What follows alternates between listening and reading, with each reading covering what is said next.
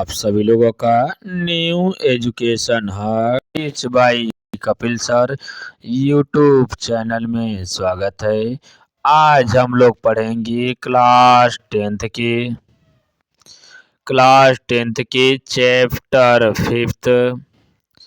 Chapter 5 है, जिसमें हम लोग पढ़ रहे हैं जैव प्रक्रम को पार्ट 1 में मानव पोषण व मानव पाचन से जितने भी इम्पोर्टेंट फैक्ट थे सभी को कवर किया गया है। पार्ट 2 में श्वसन, मानव श्वसन, पादप में श्वसन तथा एक कोशिकीय प्राणी में किस प्रकार से श्वसन की क्रियाएं थी सभी को कवर किया गया है। आज हम लोग पढ़ेंगे पार्ट 3, जिसमें कवर करते हैं वहन या कहा जाता है परिवहन या इसी को ट्रांसपोर्टेशन कहा जाता है। तो कहा जा रहा है कि देखिए उत्सर्जन के हम लोग क्या पढ़े, परिवहन के बारे में पढ़ चुके। अब देखिए परिवहन के बारे में पढ़ना है, हम लोग पढ़े श्वसन के बारे में। अब सिंपल सा कहा जाता है कि पोषण पढ़े श्वसन पढ़े। अब इसमें परिवहन में देखा जा रहा है कि सजीव के अंदर कहा जा रहा है कि सजीवों के अंदर या कहा जा रहा है कि सजीव के शरीर के अंदर लगातार चलने वाली जैव क्रियाओं क्या हो जाती है, लगातार चलने वाली जो जैविक क्रियाएं होती है। तो कहा जा रहा है कि जैविक क्रियाओं को सुचारू रूप से चलाने के लिए आवश्यक है कि शरीर के विभिन्न कहा जा रहा है कि जैविक क्रियाओं को स्थानांतरित करने या सुचारू रूप से चलाने के लिए कुछ शरीर के विभिन्न अंग पाए जाते हैं, जिसमें कुछ अंग होते हैं, कुछ ऊतक होते हैं तथा कुछ कोशिकाएं होती है, जो कोशिकाओं को बाह्य आवरण से कहा जा रहा है कि बाह्य आवरण से ऑक्सीजन तथा पोषक तत्व, भोजन तथा पानी की आपूर्ति निरंतर बनी रहती है। कहा जा रहा है कि बाहरी रूप से लिया गया ऑक्सीजन, उसके बाद पोषक पदार्थ, भोजन तथा पानी की आपूर्ति जब कहा जाता है ये निरंतर बनी रहती है या बनी रहे, इसके लिए बाह्य आवरण से शरीर के विभिन्न ऊतकों तक सजीवों में इनका परिवहन किया जाता है। तो कहा जा रहा है कि इनका परिवहन किस प्रकार से किया जाता है, आज हम लोग उसी के बारे में संपूर्ण अध्ययन करते हैं। तो एक एक कर हम लोग चलते हैं कि वहन क्या होता है, वहन किस प्रकार से कार्य करता है। कहा जा रहा है इसमें कि सबसे पहले हम लोग थोड़ा सा पढ़ते हैं कि पादपों में परिवहन व्यवस्था क्या है। तो कहा जा रहा है कि पादपों में कहा जा रहा है कि पादप जो होते हैं उसके पौधों के मूलरोम के कहा जा रहा है कि जो पौधे होती है, पौधे की जो जड़ होती है, कहा जा रहा है कि पौधे की जो जड़ होती है, जड़ के ऊपर वीडियो नहीं देखे तो एक इसके संबंधित वीडियो आपके प्लेलिस्ट में अपलोड किया गया है कि जड़ कितने प्रकार की होती है, उसमें प्राथमिक जड़ें क्या होती है, द्वितीयक जड़ें क्या होती है, उसमें शाखाएं क्या होती है या रूपांतरित जड़ें क्या होती है। अब कहा जा रहा है कि जो पौधे की जड़ों के जो मूल रोम के निकट मिट्टी के कणों के मध्य स्थित भूमि के जल संपर्क में रहते, कहा जा रहा है कि जो मूल रोम होती है मिट्टी के संपर्क में बने रहते हैं। तो जो मिट्टी होते हैं, मिट्टी में खनिज लवण होते हैं, क्या होते हैं, मिट्टी मृदा में खनिज लवण होते हैं। खनिज लवण तथा जल का परिवहन किसके द्वारा किया जाता है, तो पादपों में खनिज पदार्थों तथा जल का परिवहन जाइलम, देखिए क्या है, जाइलम या इसी को कहा जाता है दारू, क्या है, जाइलम या दारू के द्वारा। अब देखिए सिंपल पढ़िए, जड़ हो गया, जड़ में जाइलम पाया जाता है। अब जल का जो जाइलम होता है, जाइलम का कार्य क्या होता है, खनिज पदार्थों या कहा जा सकता कि लवण प्रसार, क्या है, लवण परासरण क्रिया द्वारा क्या जाता है, एक किस क्रिया के द्वारा, परासरण क्रिया के द्वारा क्या किया जाता है, जड़ में जाइलम होता है जिसका रूपांतरण क्या हो जाता है, इसका द्वितीय नाम दारू भी होता है। तो इसमें खनिज पदार्थों तथा लवण का तथा इसमें जल का परिवहन किया जाता है। तो ज से जड़, ज से जाइलम, ज से जल और तथा खनिज पदार्थों का परासरण विधि के द्वारा एक जगह से कहा जाता है कि जड़ से तनि तक, कहा जा रहा है कि कहाँ से, जड़ से तनि तक परिवहन किया जाता है, कहाँ से, जड़ से संपूर्ण तनि तक अब ये जो तने होते हैं इसकी दिशाएं कैसी होती है, ये सदैव एक दिशीय, क्या कहते हैं, एक दिशीय होती है। तो कहा जाता है कि एक दिशा में सदैव स्थानांतरण किया जाता है तथा उसी में जाइलम का कार्य हो गया, लेकिन उसी में पाया जाता है फ्लोएम। पत्तियों में भोजन बनता है तो भोजन का परिवहन फ्लोएम के द्वारा किया जाता है। तो कहा जाता है कि जो फ्लोएम होता है, फ्लोएम के द्वारा प्रत्येक तना से पौधे की शाखाओं तक भोजन को पहुंचाया जाता है। तो जो पौधे होते हैं इसमें परिवहन हेतु दो मुख्य रूप से ऊतक ऊतक पाए जाते हैं। कौन कौन सा? जाइलम तथा फ्लोएम होते हैं। इसमें भूमि से तने तक, तने से भूमि तक परिवहन किया जाता है। इस प्रकार से हम लोग पढ़े पादपों में परिवहन। क्लास अच्छी लग रही है तो चैनल को लाइक करिए, सब्सक्राइब करिए तथा दोस्तों को शेयर करिए, क्योंकि यहाँ पर निःशुल्क आपको कक्षाएं दी जा रही है। तो आप लोग की थोड़ी सी जिम्मेदारी है कि आप अधिक से अधिक लोगों को शेयर करते रहिए, शेयर कीजिए, जिससे अधिक से अधिक लोग जुड़कर इस मौके का फ़ायदा उठा सके, क्योंकि ये मौका बार बार और हर बार नहीं मिलता है। तो वही कहावत है ना, अब पछताती हो क्या जब चिड़िया चुग गई खेत। तो ये लोग बाद में पछताएं आपके मित्र, तो उनको पता नहीं कि यहाँ पर निःशुल्क आपको इतनी अच्छी कक्षाएं दी जा रही है। तो कोई भी विद्यार्थी या कोई भी भाई, कोई भी बहन आपके छूटे न, जिसको आप लोग हमेशा उनको शेयर किए। तो अगला हम लोग पढ़ेंगे मानव में वहन, या मानव में वहन से पहले हम लोग पढ़ते हैं कि जंतुओं में का, जैसे पादप में होता है तो वैसे ही जंतुओं में किस प्रकार से परिवहन की क्रियाएं होती है।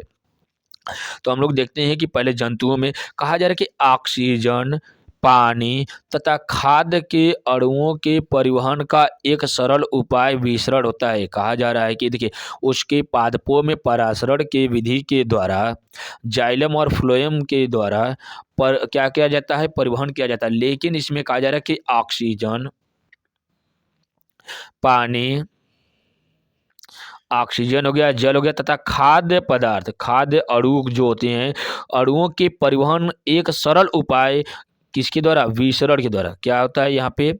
विसरण के द्वारा, विसरण होता है, जिसके अंतर्गत इनके अणु एक आयन शरीर द्रव के, या कहा जाता है कि उसके कोशिका द्रव में घूमते हुए लगातार आपस में टकराते रहते हैं, जिसके कारण इसका विसरण लगी हुई पास की दूसरी कोशिकाओं में जाता है, जिस क्रिया को विसरण क्रियाशील या विसरणशील पदार्थ का आसपास फैल जाते हैं, जिससे एक कोश की प्राणियों में या एक कोश की जीवों में भोजन का परिवहन होता है। तो जैसे हम लोग पढ़ते हैं कि अमीबा में किस प्रकार से परिवहन किया जाता है। तो हम लोग देखते हैं, थोड़ा सा ध्यान देते हैं कि क्या होता है अमीबा में किस प्रकार से होता है। देखिए, अमीबा जो होता है, इसको ध्यान से देखिए, अमीबा जैसे एक कोश की जंतु में ऑक्सीजन, भोज्य पदार्थ तथा उसके अणु उनके चारों ओर उपस्थित पानी के माध्यम से विसरण द्वारा प्रवेश करते हैं। कहा जा रहा है कि अमीबा में जो एक कोश की जंतु होता है, इसमें ऑक्सीजन, भोज्य पदार्थ एवं उनके उनके अणु, कहा जा रहा है कि एवं उनके अणु, जो उनके अणु होते हैं ये चारों ओर उपस्थित होते हैं, जो पानी के माध्यम से, जो क्या कहते हैं, जो जल के माध्यम से क्या करते हैं, एक दूसरे माध्यम से विसरण द्वारा प्रवेश करते हैं, जो कोशिका द्रव की गति द्वारा कोशिका के विभिन्न भागों तक पहुंचाते हैं। अब कहा जा रहा है कि जो ये तो काम हो गया एक कोशिकी में, सिंपल सा, कुछ नहीं समझना है। एक कोशिकीय जीव या अमीबा में ऑक्सीजन होता है, साथ में भोज्य पदार्थ होता है, भोज्य पदार्थ उनके अणु उनके चारों ओर उपस्थित होते रहते हैं, जो पानी के माध्यम से विसरण द्वारा क्या करते हैं, उसके जीव कोशिका द्रव में गति करते रहते हैं, गति करके कोशिका के विभिन्न भागों तक पहुंचाए जाते हैं। ये होता है अमीबा में परिवहन की क्रियाएं। अगला कहा जा रहा है कि बहुकोशिकीय जंतु में, कहा जा रहा है कि जलीय जीव जो होते हैं, जो बहुकोशिकीय होते हैं, उनमें किस प्रकार से किया जाता है। तो हम लोग इसमें जलीय जीव में पढ़ते हैं हाइड्रा के बारे में। कौन सा? हाइड्रा। क्या है? हाइड्रा के बारे में हम लोग देखते हैं। तो कहा जा रहा है कि हाइड्रा जैसे निम्न स्तर के जंतु में जिनकी कोशिकाएं अंतर्गुहिका या गैस्ट्रोवैस्कुलर कैविटी से बहुत दूर बनी होती है। कहा जाता है कि उसकी हाइड्राज में जो एक जंतु में जिनकी कोशिकाएं अंतर्गुहिका, कहा जाता है कि इसकी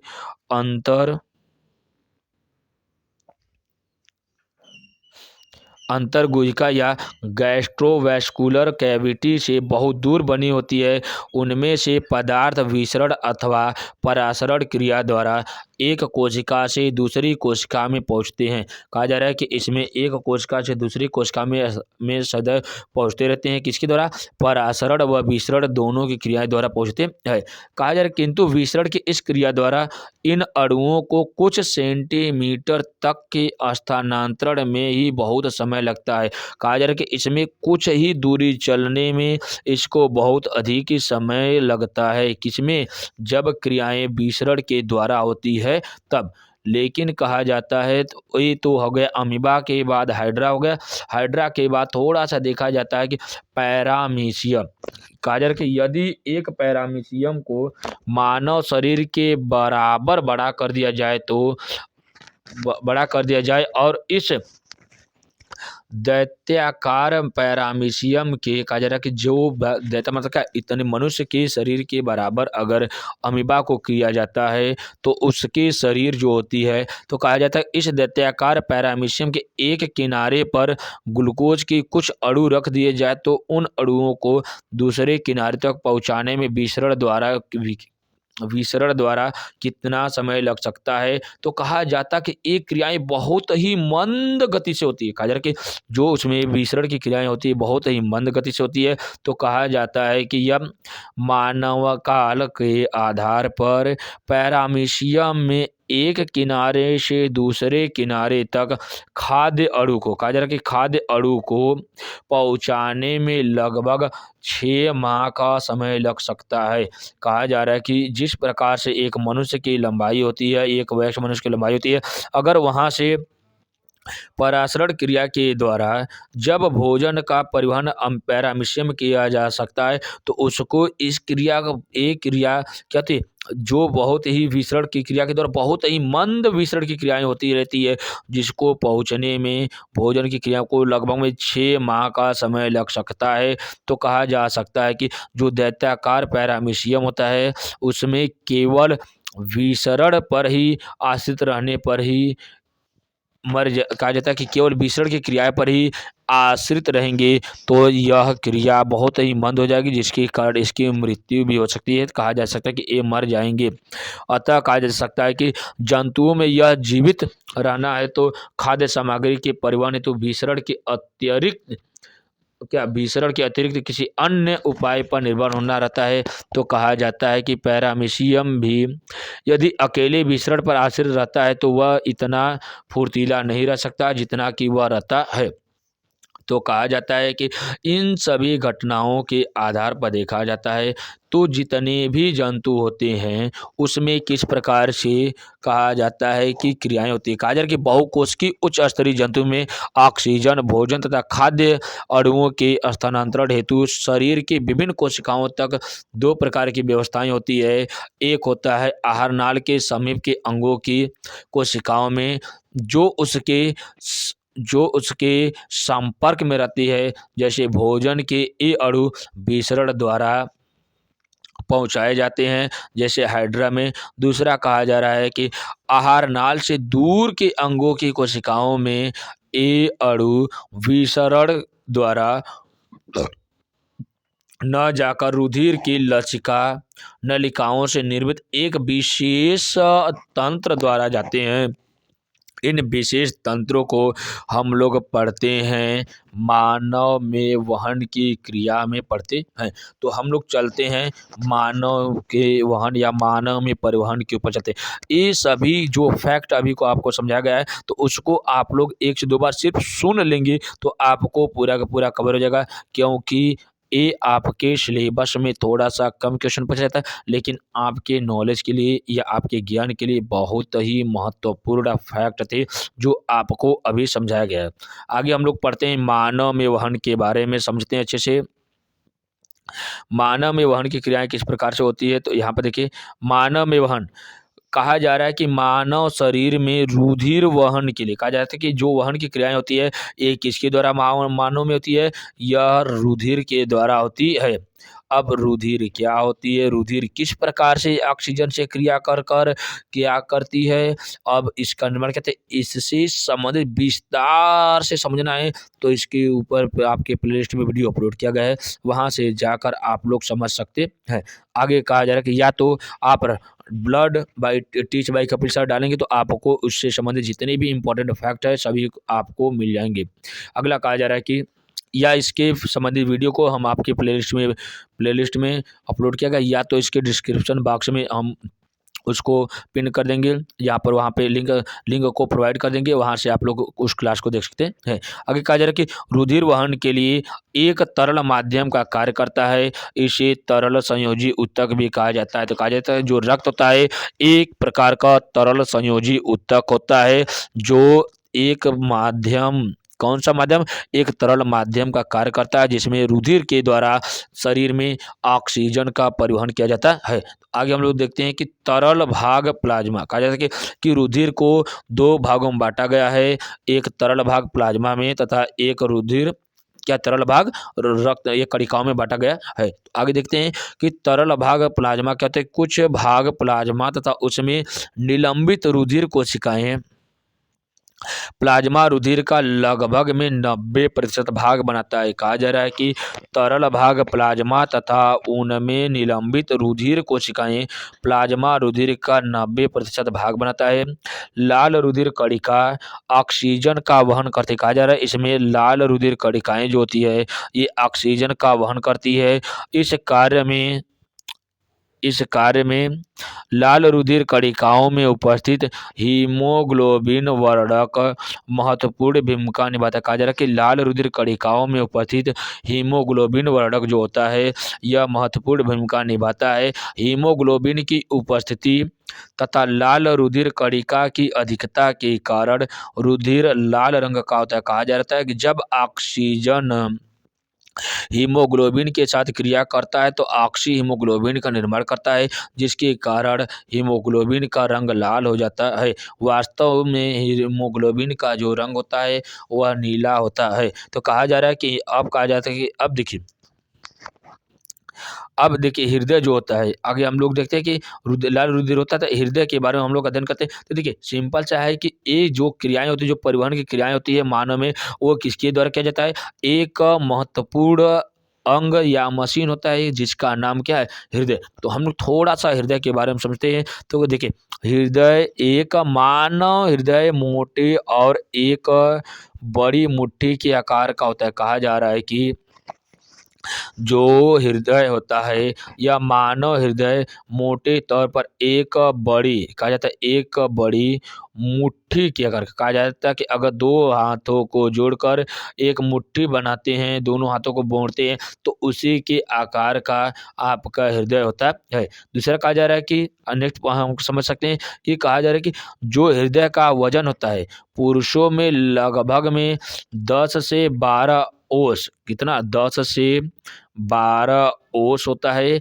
या तो कह सकते हैं कि 280 से, कहा जा रहा है कि लगभग में कितना 300 से 350 ग्राम का क्या पाया जाता है, हृदय होता है। कहा जा रहा है कि देखिए मनुष्य का जो वजन होता है कहा जाता है कि वजन के पुरुष में, कहा जाता है कि हृदय का वजन पुरुष में लगभग में 300 से 350 ग्राम या 10 से 12 ओस का होता है, लेकिन महिलाओं में इसकी मात्रा कम होती है। तो इसकी कहा जा रहा है कि महिलाओं में 250 क्या है, 250 से 300 250 से 300 ग्राम तक का हृदय होता है।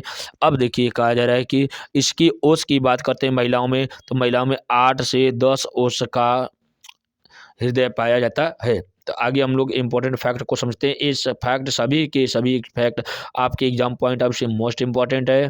आप लोग इसको ध्यान से समझिए। आगे कहा जा रहा है कि जो नवजात शिशु होता है, कहा जा रहा है कि जो देखिए जो नवजात शिशु होता है, ये जो कहा जाता है कि जो जो जो शिशु जन्मावस्था में रहता है, तो उसमें कहा जाए कि नवजात शिशु की हृदय वयस्क दिलों की तुलना में अधिक तेजी से धड़कता है। तो कहा जा रहा है कि लगभग में एक स्वस्थ व्यक्ति 1 मिनट में 70 क्या जाता है 70 से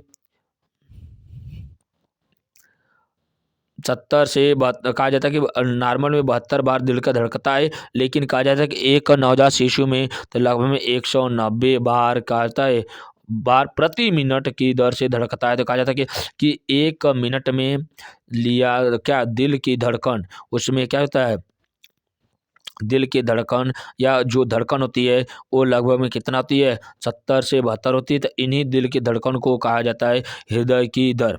अब नेक्स्ट पॉइंट कहा जा रहा है कि इसकी बाहरी दीवार, कहा जा रहा है कि जो हृदय होती है इसकी बाहरी दीवार 3 परतों से मिलकर बनी होती है, जिसका नाम है एपिकार्डियम, मायोकार्डियम या एंडोकार्डियम होती है। कहा क्या कहा जाता है एपिकार्डियम, एपिकार्डियम, दूसरा कहा जा रहा है मायोकार्डियम,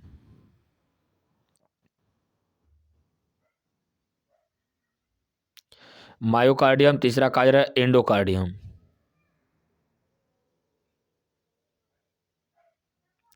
तो हम लोग एक एक करके थोड़ा थोड़ा सभी को समझते हैं। तो कहा जा रहा है एपिकार्डियम क्या होता है, यह दिल की सबसे बाहरी सुरक्षात्मक परत होती है जो पेरिकार्डियम की आंतरिक दीवार होती है। कहा जा रहा है कि जो एपिकार्डियम होती है यह सबसे बाहरी होती है, लेकिन ये सदैव पेरिकार्डियम की आंतरिक दीवार के ऊपर होती है, जिसे एपिकार्डियम कहा जाता है। दूसरा कहा जा रहा है कि मायोकार्डियम, मायोकार्डियम यह मध्य परत होती है जो संकुचित होने वाली मांसपेशी से बनी होती है। कहा जाता है कि कौन सी हृदय की कौन सा भाग संकुचित होता है, तो मायोकार्डियम वाला भाग क्या होता है संकुचित होता है। अब बाह्य रूप से सुरक्षा कौन करता है, तो एपिकार्डियम बाह्य रूप से सुरक्षा प्रदान करता है। अगला कहा जा रहा है कि मायोकार्डियम, मायोकार्डियम होता है कि यह हृदय की आंतरिक परत होती है जो रक्त के संपर्क में रहती है। कहा जाता है कि रक्त के संपर्क में कौन सा रहती है, तो एपिकार्डियम जो होता है यह क्या एंडोकार्डियम ने, एंडोकार्डियम जो यह हृदय को जो हृदय का आंतरिक भाग होता है जो रक्त के संपर्क में रहता है। आगे देखा जाता है कि जो हम बात करते हैं कि हृदय की क्या होती है, जो हृदय होता है उसमें प्रतिदिन लगभग में कहा जा रहा है कि जो हृदय होता है हृदय में प्रतिदिन लगभग में कितनी बार धड़कता है। देखिए कहा जाता है कि लगभग में प्रतिदिन, अब देखिए कहा जा रहा है कि 1 मिनट में लगभग में 72 बार, तो हम अनुमान लगा सकते हैं। तो 1 मिनट में कहा जा रहा है कि 72 गुणे कितना लगभग में 3600 सेकंड में हम इसके क्या कहते हैं मल्टीप्लाई करते हैं, तो लगभग में आता है कि 1 लाख, कहा जाता है कि 1 लाख बार लगभग में कहा जाता है एक दिन में दिल धड़कता है। तो कहा जाता है कि औसत प्रतिदिन शरीर में 2000 गैलन रक्त को पंप करता है। कहा जा रहा है कि इतनी बार धड़कता है, कितने 1 लाख बार लगभग में धड़कता है, तो उसमें से 2000 गैलन, कहा जा रहा है कि 2000 गैलन 2000 गैलन रक्त को हृदय प्रतिदिन पंप करता है। नेक्स्ट पॉइंट कहा जा रहा है कि एक वयस्क का दिल प्रतिदिन 60 से 80 बार धड़क सकता है। नॉर्मल में हम लोग पढ़ते हैं कि 72 बार दिल का धड़कना होता है। आगे कहा जा रहा है कि हृदय छाती के केंद्र में स्थित होता है। कहा जा रहा है कि जो क्या होता है फेफड़ा होता है, फेफड़े के मध्य भाग में स्थित होता है, हल्का सा एक आपके बाएं साइड। कहा जाता है कि जो आपका फेफड़ा होता है, ये जो फेफड़ा होता है फेफड़े के हल्का सा बाईं ओर झुका रहता है, और नीचे की और निचला वाला हिस्सा जो होता है ये हल्का सा क्या रहता है इधर की ओर दबा होता है। इसलिए कहा जाता है ये ना तो अधिक से अधिक बीच में तो माना जाता है, लेकिन बीच में ना होगा, हल्का सा आपके बाएं साइड होता है। अब देखिए कहा जाता है कि जो हृदय छाती के केंद्र में स्थित होता है, जो आमतौर पर थोड़ा बाएं ओर रहता है, एक कहा जाता है कि कोरोनरी धमनी हृदय की सतह पर पाई जाने वाली रक्त वाहिकाएं होती है जो हृदय की मांसपेशियों को ऑक्सीजन युक्त रक्त प्रदान करने का कार्य करती है। कहा जा रहा है कि हृदय की मांसपेशियों को ऑक्सीजन प्रदान करने वाली कौन सी धमनी होती है, तो एक कोरोनरी धमनी होती है। अब कहा जा रहा है कि अब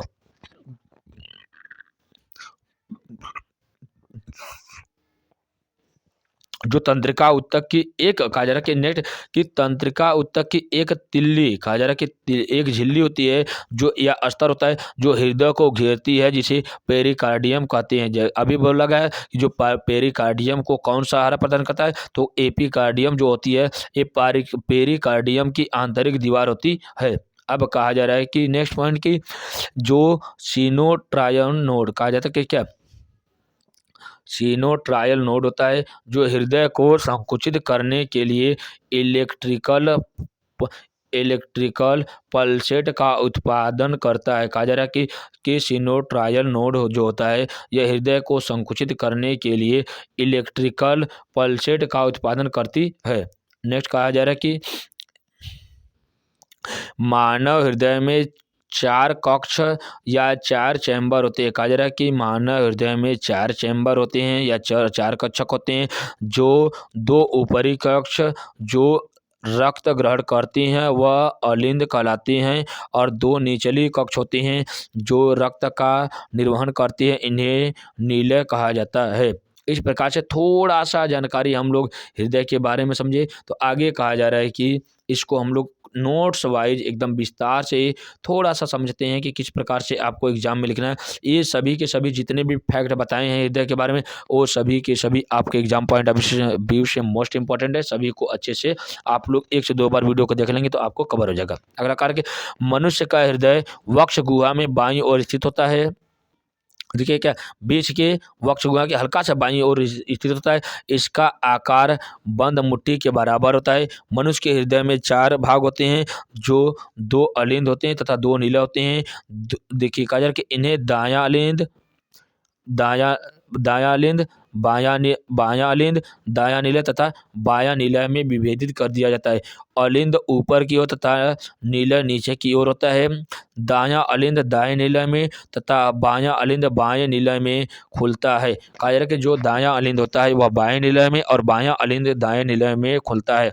बायां अलिंद तथा बाएं नीला के बीच द्विवल्की कपाट होते हैं तथा दाएं अलिंद तथा बाएं नीले के बीच त्रिपटकी कपाट होती है। कहा जा रहा है कि इसमें जो देखिए जो बायां अलिंद होता है और बायां नीला होता है बाएं साइड में, कहा जा रहा है कि इसके हृदय के क्या बाएं साइड में 2 कपाट होती है जबकि दाएं साइड में त्रिकपाट पाए जाते हैं। दाएं अलिंद से महाशिरा आकर मिलता है। कहा जा रहा है कि जो दाएं अलिंद होती है इसी में आकर महाशिरा मिलता है तथा बाएं अलिंद से फुफ्फुस शिरा आकर मिलती है। इसके बारे में हम लोग आगे समझते हैं कि किस प्रकार से इसकी संरचना के आधार पर देखा जा रहा है। देखिए मुख्य रूप से हृदय की संरचना देखा जाता है। तो देखिए कहा जा रहा है कि इसमें हृदय के जो भाग होता है देखिए कहा जाता है कि एक पश्च धमनी होती है, पिछली हिस्से में धमनी होती है, ये दायां नीला होती है। ये वाला भाग क्या करता है दायां नीला कहलाती है। उसके बाद हृदय की धमनी होती है, ये छोटी छोटी भागों में। फिर बायां अलिंद होती है, इसकी मतलब ऊपरी वाला भाग बायां होता है और निचली भाग क्या होता है देखिए दायां होता है और बायां होता है। इसके 2 भागों में बांटा गया है। अब अगला कार्य कि इसमें फुफ्फुस धमनी होती है। अब उसके बीच में महाधमनी होती है तथा उसमें ग्रीवा धमनी भी पाई जाती है। अब कहा जाए धमनी के मध्य में जो एक अलग से संरचना निकलती है इसी को ग्रीवा धमनी कहा जाता है। अगला कहा जा रहा है कि अग्र महाशिरा, यहाँ पे देखिए अग्र महाशिरा ये आगे की महाशिरा हो जाती है। उसके बाद कहा जा रहा है कि दायां अलिंद होता है, फिर बायां नीला होता है और इसी में पश्च महाशिरा होती है। सिंपल सा कहा जा रहा है कि इसके 2 भागों में बांटा जाता है। तो इसके ऊपरी हिस्से को अलिंद और निचले हिस्से को नीला कहा जाता है। इसको दाएं हिस्से में पाया जाता है, इसलिए दायां अलिंद दायां नीला है, ये बायां अलिंद बायां नीला होता है। आगे हम लोग देखते हैं इसके आंतरिक भागों को देखते हैं तो किस प्रकार से इसमें रिक्त देखिए महाधमनी ये जो संरचना होती है ये महाधमनी होती है जो हमारे शरीर में सबसे बड़ी धमनी होती है। कहा जा रहा है कि धमनी का कार्य हमारे शरीर में शुद्ध रक्त का परिवहन होता है। कहा जा रहा है कि जहाँ पे धमनी शब्द आएगा वहाँ पे शुद्ध रक्त का परिवहन होता है, लेकिन एक अपवाद होता है, उसको हम लोग आगे देखते हैं।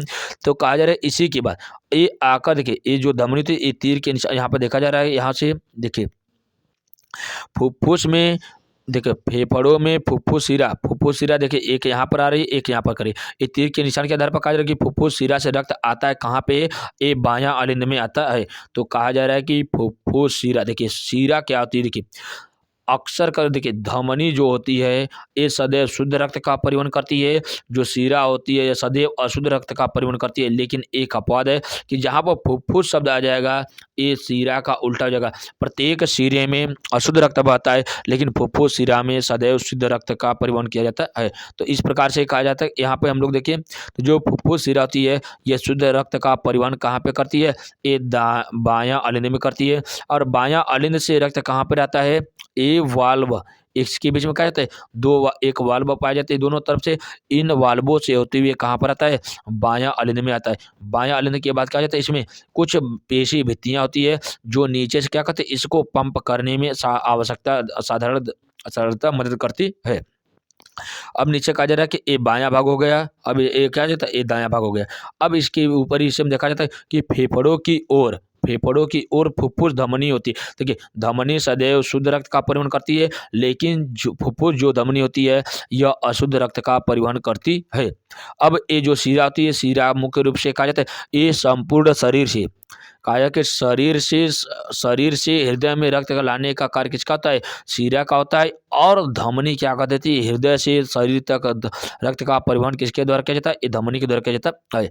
अब कहा जाए कि इसमें बायां अलिंद होता है, ऊपरी से में बायां अलिंद देखिए शिरा से होते हुए आता है, बायां अलिंद से होते हुए इसके बीच में क्या जाते हैं, कुछ शिराएं होती है, शिराओं से होते हुए कहा जाता है ये वलकुट वाल्व होते हैं, वाल्व से होते हुए फिर आता है रक्त कहाँ पे, बायां अलिंद में। बायां अलिंद से फिर टकरा कर कहाँ जाता है, ये यहाँ से फुफ्फुस धमनी से होते हुए फिर आता है, ये आता है। उसके बाद देखिए यहाँ से आता है, फिर उसके बाद कहाँ पे, यहाँ से आता है फुफ्फुस में चला जाता है, फेफड़ों में जाता है, फेफड़ों से तो शुद्धिकरण होकर फिर आता है आपके फुफ्फुस शिरा से होते हुए कहाँ पे आता है, बायां अलिंद में आता है। इस प्रकार से इस संरचना को हम लोग स्पष्ट रूप से हृदय के धड़कन को देखते हैं। आगे हम लोग देखते हैं कि किस प्रकार से रक्त का परिवहन या परिसंचरण तंत्र होता है। आगे हम लोग देखते हैं एकदम अच्छे से।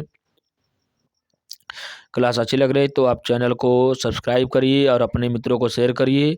अब आगे देखिए क्या है कि परिसंचरण तंत्र क्या होता है। परिसंचरण तंत्र क्या होता है इसके ऊपर हम लोग देखते हैं। मानव के शरीर में उपस्थित ऐसा तंत्र जो पोषक तत्वों जैसे गैस, हार्मोन तथा अपशिष्ट पदार्थों का परिवहन करता है उसे परिसंचरण तंत्र कहते हैं। परिसंचरण तंत्र मुख्य रूप से तीन होते हैं। रक्त का परिसंचरण तंत्र हृदय का और रक्त वाहिनी का होता है। दूसरा कहा जा रहा है कि रक्त क्या होता है। देखिए यहाँ पे हम लोग अच्छे समझते हैं रक्त के ऊपर। देखिए क्या है, रक्त एक प्रकार का तरल संयोजी ऊतक है जो शरीर की विभिन्न भागों में पोषक तत्व, गैस, हार्मोन तथा अपशिष्ट पदार्थों का परिवहन करता रहता है, इसे रक्त कहते हैं।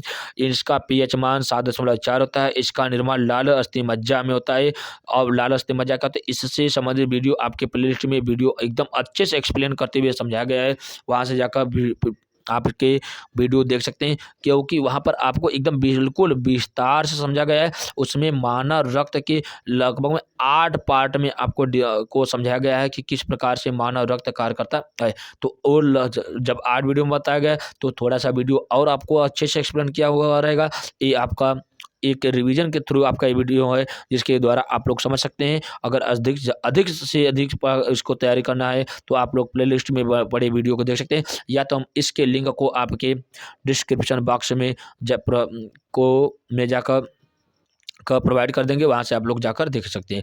कहा जा रहा है कि नवजात शिशु में रक्त का निर्माण प्लीहा में होता है। कहा जा रहा है कि अगर देखिए थोड़ा सा यहाँ पर हम लोग समझा दे रहे हैं, नहीं तो वहाँ पे एकदम अच्छे से समझा गया कि अस्थिमज्जा पाई जाती है कहाँ पे, ये हड्डियों में पाई जाती है। कहाँ पे पाई जाती है, हड्डियों में पाई जाती है। ये हड्डी कहाँ पे पाई जाती है, देखिए ऐसी मनुष्य में के शरीर में 206 हड्डियाँ होती है। वयस्क मनुष्य में, बच्चों में कितनी होती है, 300 होती है। तो कहा जा रहा है कि 300 हड्डी बच्चों में पाई जाती है और 206 हड्डी वयस्क मनुष्य में पाई जाती है। तो जो 206 हड्डी होती है तो सभी हड्डियों में अस्थिमज्जा नहीं होता या सभी हड्डियों में रक्त का निर्माण नहीं होता है। तो कहा जा रहा है कि ऐसी हड्डी में जिसकी जो क्या थे खोखली हो, लंबी हो तथा मजबूत होती है, उन हड्डियों में क्या हो जाता है, अस्थिमज्जा पाई जाती है। तो वहाँ पर लाल अस्थि मज्जा या तो डब्ल्यूबीसी, आरबीसी, प्लेटलेट्स तीनों का निर्माण कहाँ होता है? हृदय का तीनों का निर्माण अस्थि मज्जा में होता है। अब अस्थि मज्जा के बाद हम लोग देखते हैं कि आखिरकार हड्डी कहा जाता है कि बच्चों में जो होती है 300 होती है, तो उस समय परिपक्व हड्डियां नहीं पाई जाती है। तो परिपक्व हड्डियां नहीं पाई जाती, तो परिपक्व हड्डियों में ही अस्थि मज्जा होती है। तो उस समय जो रक्त का निर्माण होता है शिशुओं में, उस समय अहम भूमिका कौन निभाता है? प्लीहा में होता है। कहाँ पे होता है? प्लीहा में होता है। कहा जा रहा है कि नवजात शिशु में रक्त का निर्माण उसकी प्लीहा में होता है। प्लीहा कहाँ पे पाई जाती है? आप लोग इसको कमेंट बॉक्स में जरूर बताइएगा कि प्लीहा कहाँ पे पाई जाती है। एक सामान्य व्यक्ति में लगभग में 5 लीटर रक्त होता है, या तो उसके वजन का, क्या उसके वजन का, कोई भी व्यक्ति उसके वजन का 6 से 7% या लगभग में 7 से 8% रक्त पाया जाता है। सिंपल सा, ये 7 से 8% उसके वजन का 7 से 8% रक्त पाया जाता है। तो कहा जाता है कि 5 लीटर रक्त पाया जाता है। आगे हम लोग देखते हैं कि रक्त को उसकी संरचना के आधार पर कितने भागों में बांटा गया। देखिए, रक्त दो भागों में बांटा गया है, प्लाज्मा में तथा रुधिर कणिकाओं में। तो कहा जाता है कि रक्त का 55% भाग प्लाज्मा होता है तथा 45% भाग रुधिर कणिकाएं होती है। जो प्लाज्मा होता है यह द्रव भाग होता है तथा जो रुधिर होता है यह ठोस भाग होता है।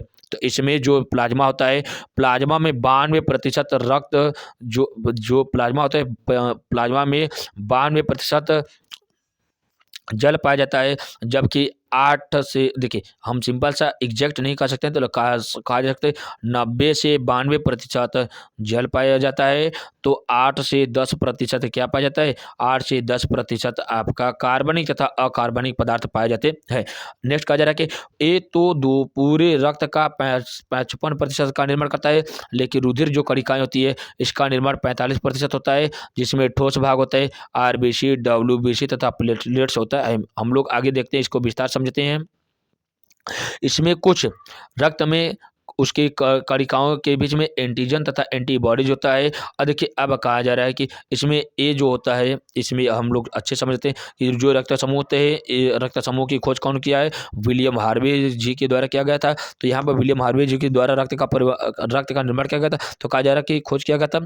अब कहा गया कि ए बी तथा ओ रक्त समूह होते हैं। इसमें कणिकाओं के एंटीजन होते हैं। देखिए, रक्त समूह ए में ए एंटीजन, बी में बी एंटीजन, ए बी में ए और बी एंटीजन तथा ओ में किसी भी प्रकार का एंटीजन नहीं पाया जाता है। अब कहा जाता है जो प्लाज्मा जो एंटीबॉडीज होती है, ए में बी एंटीजन, बी में ए एंटीजन और ए बी में अनुपस्थित होता, किसी भी प्रकार के एंटीबॉडीज नहीं पाए जाते। और ओ में ए और बी दोनों प्रकार के एंटीबॉडीज पाए जाते हैं। आगे हम लोग देखते हैं, उसमें कहा जा रहा है कि जो आरबीसी होती है, देखिए हम लोग अभी कणिकाएं पढ़े थे, कणिकाओं में हम लोग पढ़ते हैं विस्तार से आरबीसी। आगे देखिए क्या है, आरबीसी या लाल रुधिर कणिकाएं, या कहा जाता है इसी को एरिथ्रोसाइट, क्या होता है इसके ऊपर हम लोग देखते हैं। तो देखिए, आरबीसी या एरिथ्रोसाइट क्या होती है? आरबीसी में इसका, देखिए आरबीसी का फुल फॉर्म क्या है? लाल रक्त कणिकाएं। इसका निर्माण कहाँ पे होता है? अस्थि मज्जा में होता है। अब कहा जाता है कि आरबीसी में हीमोग्लोबिन नामक एक रंजक होता है, जिसके कारण आरबीसी का रंग लाल होता है। अगला कहा जा रहा है कि आरबीसी जो होती है, आरबीसी रुधिर कणिकाओं का 99% भाग बनाती है। कहा जा रहा है कि जो आरबीसी होता है यह रुधिर कणिकाओं का 99% भाग बनाती है। अगला कारण है कि जो आरबीसी का निर्माण होता है, आरबीसी का निर्माण लाल अस्थि मज्जा में होती है। कहा जा रहा है कि जो आरबीसी का होता है, आरबीसी का निर्माण लाल अस्थि मज्जा में होता है। यह केंद्रक विहीन होता है। कहा जा रहा है, देखिए यहाँ पर हम लोग कणिकाएं क्यों पढ़ते हैं? कहा जाता है कि कहीं कहीं हम लोग आरबीसी का फुल फॉर्म क्या पढ़ते हैं? आरबीसी का लाल रेड ब्लड सेल भी पढ़ते हैं, लेकिन सेल न पढ़कर हम लोग अक्सर हम लोग पढ़ते क्या? क्या रेड ब्लड कॉर्पस होता है। सेल क्यों नहीं होता है? क्योंकि सेल में क्या पाया जाता है? केंद्रक पाया जाता है। लेकिन जो मनुष्य का जो रक्त होता है, आरबीसी होता है, उसमें किसी भी प्रकार का केंद्रक नहीं पाया जाता है। केंद्रक कहा जाता है, रक्त में केंद्रक पाया जाने वाला, आरबीसी में केंद्रक पाया जाने वाला ऊंट और लामा दो ऐसे जंतु हैं जिनके रक्त में केंद्रक पाया जाता है। बाकी जितने भी स्तनधारी होते हैं, किसी के आरबीसी में रक्त क्या पाया?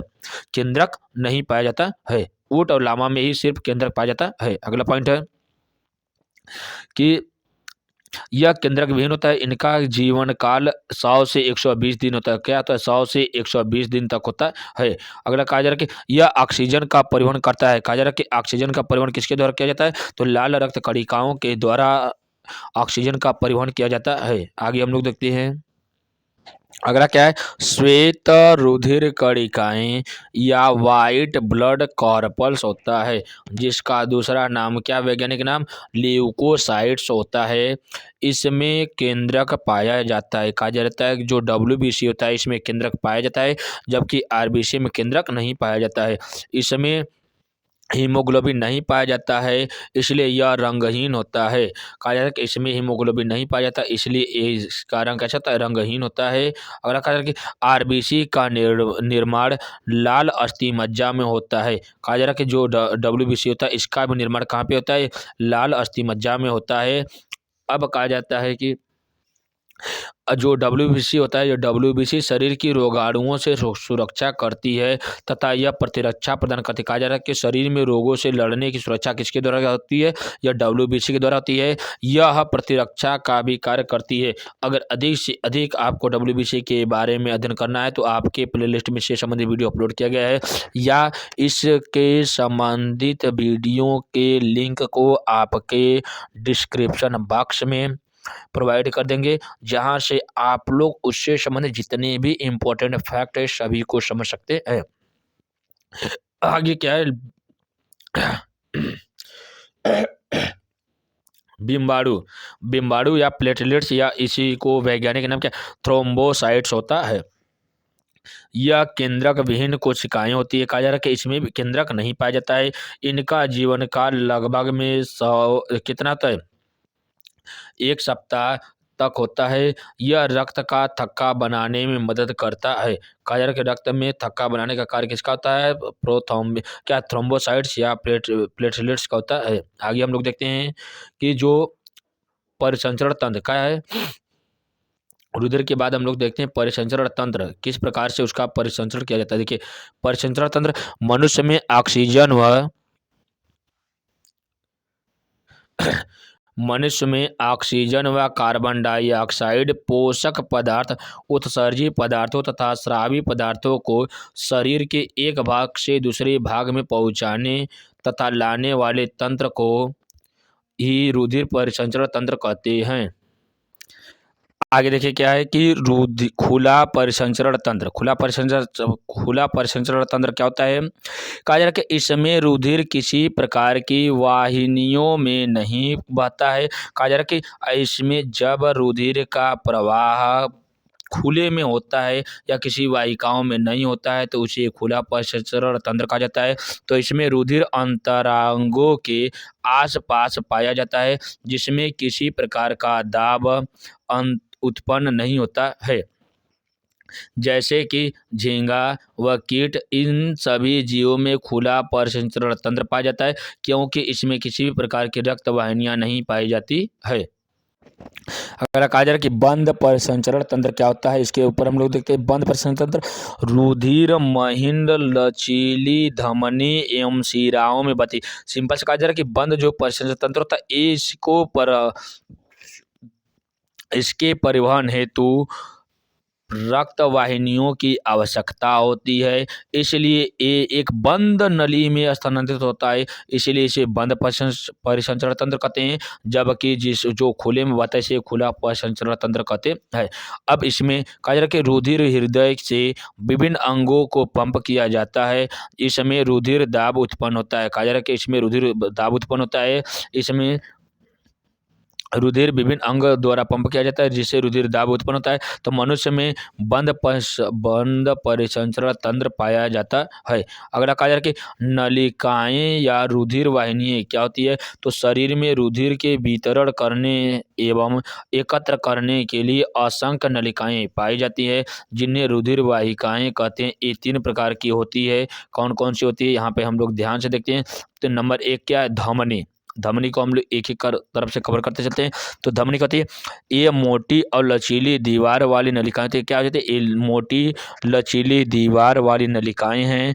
यह शुद्ध रुधिर को हृदय से शरीर में विभिन्न अंगों में पहुंचाते हैं। देखिए क्या है, जो धमनी होती है ये हृदय से शरीर में या कहा जा सकता है हृदय से संपूर्ण अंग में क्या कहते हैं रक्त का परिवहन करती है। इनमें वाल्व अनुपस्थित होता है। कहा जाता है कि जो धमनी होती है इसमें किसी भी प्रकार का वाल्व अनुपस्थित होता है या वाल्व नहीं पाया जाता है। इसमें रुधिर का बहाव बहुत ही तीव्र गति के साथ होता है। अब आगे हम लोग चलते हैं। ये धमनी के बाद देखा जाता है कि शिराएं, शिरा क्या होती है इसके ऊपर हम लोग देखते हैं। देखिए शिरा क्या होती है, ये पतली और दृढ़ दीवार वाली संकरी नलिकाएं होती है। ये अशुद्ध रुधिर को शरीर के अंगों से रुधिर मिलाती है। कहा जा रहा है कि देखिए जो शिरा होती है ये शरीर से क्या या कहा जा सकते हैं अंग से, शरीर के अंग से कहाँ तक लाती है, हृदय में लाने का कार्य करती है। इसमें वाल्व उपस्थित होता है, जबकि कहा जा रहा है कि रुधिर का बहाव सामान्य व धीरे धीरे होता है। कहा जा रहा है कि इसमें रुधिर का बहाव बहुत ही मंद होता है, जबकि धमनी में बहुत ही तीव्र गति से होता है। तीसरा पॉइंट हम दो लोग देखते हैं, केशिकाएं क्या होती है। केशिकाएं किसी अंग या ऊतक में पहुंचकर धमनी उत्तरोत्तर अत्यधिक पतली वाहिनियां बनाती है, जिन्हें केशिकाएं कहते हैं। केशिका एक मोटी कोशिका होती है जिससे उनसे उनसे होकर ऊतकों में गैस व अन्य पदार्थों का विनिमय सरलता से हो सकता है, जिसके केशिकाओं के द्वारा होता है। आगे हम लोग देखते हैं कि धमनी व शिरा में अंतर क्या होता है। धमनी और शिरा में किस प्रकार से अंतर होता है। देखिए क्या है, ये रक्त को हृदय से अंगों तक लाती है। कहा जा रहा है जो धमनी होती है यह रक्त को हृदय से अंगों तक लाती है, जबकि ये अंगों से हृदय तक लाती है। नेक्स्ट, इसमें शुद्ध रक्त बहता है, लेकिन एक अपवाद है, फुफ्फुस धमनी में अशुद्ध रक्त बहता है। इसमें क्या, इसमें अशुद्ध रक्त बहता है, लेकिन एक अपवाद इसमें है कि फुफ्फुस शिरा में शुद्ध रक्त बहता है। इसमें अगला पॉइंट, धमनी गुलाबी या चटक लाल रंग की होती है। कहा जा रहा है कि जो धमनी होती है या धमनी जो होती है गुलाबी होती है या चटक लाल होती है, रंग की होती है, जबकि जो शिराएं होती है यह गहरी व नीले रंग की होती है। कहा जाता है गहरी लाल व नीले रंग की होती है। अगला कहा जा रहा है कि धमनियों की भित्ति मोटी होती है, जबकि शिरा की भित्ति अपेक्षाकृत पतली होती है। इनकी गुहा संकरी होती है। धमनी की शिरा कैसी होती है, संकरी होती है, जबकि शिरा की गुहा चौड़ी होती है। धमनी में रक्त अत्यधिक दबाव के साथ रुक रुक कर बहता है, जबकि शिरा में रक्त धीमी गति से निरंतर तथा कम दबाव के साथ बहता है। इनमें कपाट नहीं होते हैं, जबकि इनमें इन कहा जाता है कि शिराओं में कपाट पाए जाते हैं। आगे हम लोग देखते हैं कि लसिका तथा रक्त में अंतर। आगे देखा जा रहा है लसिका तथा रक्त में अंतर की बात किया जा रहा है कि यह लसिका तंत्र का निर्माण करते। कहा जा रहा है कि लसिका तंत्र का निर्माण करती है, जबकि रक्त जो होता है यह रक्त परिसंचरण तंत्र का निर्माण करता है। अगला कहा जा रहा है कि इसमें आरबीसी नहीं पाया जाता है, लेकिन रक्त में आरबीसी पाया जाता है।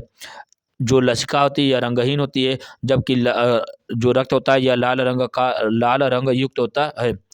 जो लसिका होती है या कार्बन डाइऑक्साइड की अधिकता पाई जाती है। जो लसिकाएं होती है इसमें कार्बन डाइऑक्साइड की अधिकता पाई जाती है, जबकि रक्त जो होता है इसमें कार्बन डाइऑक्साइड की मात्रा कम पाई जाती है। नेक्स्ट कहा जा रहा है कि रक्त की तुलना में ऑक्सीजन कम पाई जाती है, जबकि लसिका की तुलना में ऑक्सीजन अधिक पाई जाती है। कहा जा रहा है कि इसमें लसिका में ऑक्सीजन कम पाई जाती है, जबकि ऑक्सीजन इसमें अधिक पाई जाती है। अगला कहा जा रहा है कि लिम्फोसाइड की संख्या अधिक होती है, जबकि लसिका में या रक्त में लसिका की तुलना में लिम्फोसाइड की संख्या कम होती है। अगला देखिए देखा जा रहा है कि रक्तदाब क्या होता है। देखिए हम लोग इसके ऊपर देखते हैं रक्तदाब क्या होता है। और देखिए सिंपल सा थोड़ा सा कहा जा रहा है कि शुद्ध और अशुद्ध रक्त की पहचान कैसे करते हैं। देखिए शुद्ध भाग शुद्ध रक्त। देखिए शुद्ध रक्त कैसे कहेंगे, जब देखिए रक्त में ऑक्सीजन होता है तथा कार्बन डाइऑक्साइड होता है। हम लोग देखते हैं, देखिए जब रक्त में ऑक्सीजन की मात्रा अधिक होती है तथा कार्बन डाइऑक्साइड की मात्रा कम होती है, तो इस रक्त को शुद्ध रक्त कहते हैं। जब अशुद्ध रक्त की बात करते हैं तो अशुद्ध रक्त, देखिए अशुद्ध रक्त में क्या होता है। देखिए अशुद्ध रक्त में ऑक्सीजन वही होगा, कार्बन डाइऑक्साइड वही होगा। अब देखिए इसमें कार्बन डाइऑक्साइड की मात्रा अधिक हो जाती है और ऑक्सीजन की मात्रा कम हो जाती है, तो इस रक्त को अशुद्ध रक्त कहते हैं। तो आगे हम लोग देखते हैं कि रक्तदाब क्या होता है। रक्तदाब में रुधिर वाहिकाओं की भित्ति के विरुद्ध जो दाब उत्पन्न होता है उसे रक्तदाब कहते हैं, या कहा जा सकता है कि रक्तवाहिनियों पर पड़ने वाले दाब को रक्तदाब कहते हैं। यह दाब शिराओं की अपेक्षा धमनी में बहुत अधिक होता है। कहा जा रहा है कि देखिए, धमनी की जो वेग होता है, जो रफ्तार होती है, या रक्त बहुत तेजी से बहता है, तो कहा जाता है कि सबसे अधिक जो रक्तदाब होता है किसके ऊपर असर करेगा, तो धमनी के ऊपर करता है। तो इसलिए कहा जाता है कि दाब शिराओं की अपेक्षा धमनी में बहुत अधिक होता है। अगला पॉइंट कहा जा रहा है कि रक्तदाब सबसे पहला परीक्षण स्टीफेन हेल्स ने घोड़ों पर किया था। कहा जा रहा है कि रक्तदाब सबसे पहले इसका परीक्षण स्टीफेन हेल्स ने घोड़े पर किया था। अगला कहा जा रहा है कि रक्तदाब के प्रकार, इसमें रक्तदाब दो प्रकार के होते हैं, प्रकुंचन दाब होता तथा अनुशीतलन दाब होता है। प्रकुंचन दाब देखा जाता है हृदय के संकुचन से उत्पन्न दाब के कारण धमनी में रक्त बहता है, इसे प्रकुंचन दाब कहा जाता है। प्रकुंचन दाब कहा जा रहा है कि प्रकुंचन दाब हृदय के संकुचन से उत्पन्न दाब के कारण धमनी में रक्त बहता है, इसे प्रकुंचन दाब कहते हैं। सामान्य प्रकुंचन दाब लगभग में 200 नैनोमीटर तक होता है, या 200 मिलीमीटर तक होता है। कहा जा रहा है कि जो प्रकुंचन का दाब होता है लगभग में कहा जाता है कि ये कितना होता है, 120 नैनोमीटर तक मिलीमीटर तक होता है। अब कहा जा रहा है कि जो अनुशीतलन होता है, अनुशीतलन में बात किया जाता है कि हृदय में शीतलन के कारण धमनी में रक्तदाब कम हो जाता है, जिसे अनुशीतलन दाब 80 हो जाता है। तो इसीलिए कहा जाता है कि जो स्वस्थ मनुष्य में रक्तदाब होता है सामान्य में कहा जाता है 80 तथा अधिक से अधिक कितना होता है, 120 तक होता है। तो एक आ जाता है 80 जो होता है यह अनुशीतलन होता है, जबकि 120 होता है यह प्रकुंचन दाब होता है। आगे देखा जाता है कि पादपों में परिवहन, इसको हम आपको पहले समझा चुके हैं, तो इसके बारे में थोड़ा सा अध्ययन करते हैं कि पौधे पर्यावरण से गैस के रूप में कार्बन डाइऑक्साइड जैसे पदार्थ लेते हैं, फिर भी इन्हें नाइट्रोजन, फास्फोरस, लौह, कैल्शियम तथा मैग्नीशियम इत्यादि अनेक पदार्थ की आवश्यकता विभिन्न प्रकार के खाद्य पदार्थ तथा पोषक पदार्थ इत्यादि के निर्माण होती है। ऐसे अनेक पदार्थ मृदा में प्रचुर मात्रा में उपलब्ध होते रहते हैं। ये पदार्थ पौधों की जड़ों द्वारा अवशोषित किए जाते हैं। तो जड़ों में जाइलम तथा फ्लोएम, देखिए जाइलम तथा फ्लोएम के द्वारा उसमें परिवहन की क्रियाएं होती रहती है। आगे देखिए क्या है कि जो पादप होता है, पादप परिवहन तंत्र दो प्रकार के जटिल ऊतकों से मिलकर बना होता है। जैसे कहा जा रहा है नंबर 1 की बात करें, जाइलम तथा फ्लोएम होता है। जाइलम यह ऊतक तंत्र जड़ों द्वारा अवशोषित जल एवं खनिज लवणों को पौधे के विभिन्न भागों जैसे तना, पत्ती व पुष्प में इत्यादि में पहुँचाए जाते हैं। कहा जा रहा है कि जो जाइलम होता है इसके बारे में आपको ऊपर ही समझा दिया गया है पहले ही, इसी के लिए इसमें बहुत ज़्यादा समझाने की आवश्यकता नहीं है। इसको किस प्रकार से आपको एग्जाम में लिखना है उसको आप लोग यहाँ से देख सकते हैं। फ्लोएम क्या होता है, यह ऊतक तंत्र पत्तियों में विभिन्न खाद्य पदार्थ का स्थानांतरण पौधे के विभिन्न भागों एवं जड़ों में होता रहता है। तो कहा जा रहा है कि जाइलम जल का परिवहन किसके द्वारा किया जाता है, जाइलम के द्वारा होता है, तथा फ्लोएम में इसके पोषक तत्व या खाद्य पदार्थों का परिवहन किया जाता है। और कौन सा एक दिशीय होता है, कौन सा बहुदिशीय होता है, इसको आप लोग कमेंट बॉक्स में जरूर बताइएगा। अगला कहा जा रहा है कि जल का परिवहन, कहा जा रहा है कि जल का परिवहन किस प्रकार से किया जाता है। देखिए, मृदा से जल का अवशोषण मूल रोमों द्वारा होता है। मूल रोम तथा मृदा जल के बीच आयन सांद्रता में अंतर होने के कारण जल मूल रोमों में प्रवेश करता है। यह जल क्रमिक रूप से जड़ की कोशिकाओं में विसरित होता हुआ जड़ के जाइलम ऊतक तक पहुँचता है। कहा जा रहा है कि जड़ के जाइलम ऊतक तक पहुँचाने का कार्य जल के द्वारा किया जाता है। अगला कहा जा रहा है कि भोजन तथा दूसरे पदार्थों का स्थानांतरण कैसे किया जाता है। तो देखिए, भोजन का स्थानांतरण तथा दूसरे पदार्थों का स्थानांतरण किस प्रकार से किया जाता है। भोजन तथा दूसरे पदार्थों का स्थानांतरण प्रकाश संश्लेषण के ऊपर आप वीडियो नहीं देखे हैं तो इसके पार्ट 1 को आप जाकर देख सकते हैं। तो पार्ट 1 में आपको अच्छे से समझाया गया कि प्रकाश संश्लेषण की क्रिया किस प्रकार से संपन्न होती है, किस प्रकार से खुला रंध्र होता है, किस प्रकार से बंद रंध्र होता है, रंध्र का कार्य क्या होता है। इसके ऊपर प्लेलिस्ट में आपको वीडियो अपलोड किया गया है। इसका पार्ट 1 देखिएगा, आपको पूरा का पूरा उसमें कॉन्सेप्ट समझ में आ जाएगा। तो कहा जा रहा है कि प्रकाश संश्लेषण के विलेय उत्पादों का वहन स्थानांतरण कहलाता है और यह वहन फ्लोएम नामक ऊतक तंत्र द्वारा होता है। फ्लोएम इन उत्पादों के अलावा अमीनो अम्ल तथा अन्य पदार्थों का परिवहन भी करता है। भोजन तथा अन्य पदार्थों का स्थानांतरण ऊतक की सलाह कोशिकाओं की सहायता से चालनीय नलिका की ऊपरीमुखी तथा अधोमुखी दोनों दिशाओं में होता है। कहा जाता है कि ऊपर तथा नीचे एक दिशी तथा द्विदिशी दोनों दिशाओं में होता रहता है। तो इस प्रकार से आज हम लोग पूरे के पूरे जितने भी वाहन से संबंधित या कहा जा सकता है कि परिवहन से संबंधित, या तो हम कह सकते हैं कि ट्रांसपोर्टेशन से संबंधित जितने भी इम्पोर्टेंट फैक्ट थे, सभी को आपके सामने आप एकदम अच्छे से एक्सप्लेन किया गया है। इन सभी के ऊपर आप लोगों को और अच्छे से विस्तार से समझना है तो आपके प्लेलिस्ट में से संबंधित वीडियो अपलोड किया गया है, जाकर वहां से और देख सकते हैं। और उसको रिवीजन के थ्रू देखना है तो एक क्लास आपके लिए बेनिफिशियल है। लेकिन इसमें भी रिवीजन के थ्रू भी देखेंगे तो भी आपका कोई भी क्वेश्चन आपके इससे बाहर नहीं जाएगा, इसकी 100% गारंटी है। क्लास अच्छी लग रही तो चैनल को लाइक करिए तथा अपने मित्रों को शेयर करिए तथा कमेंट बॉक्स में अपने प्रतिक्रिया देना ना भूलिए कि आपको क्लास किस प्रकार से लगती है, कैसी लगती है। धन्यवाद, tata, bye bye, take care. कल मिलते हैं नए चैप्टर, नए जोश, नए जुनून के साथ, नए ऊर्जा के साथ। Bye bye, take care.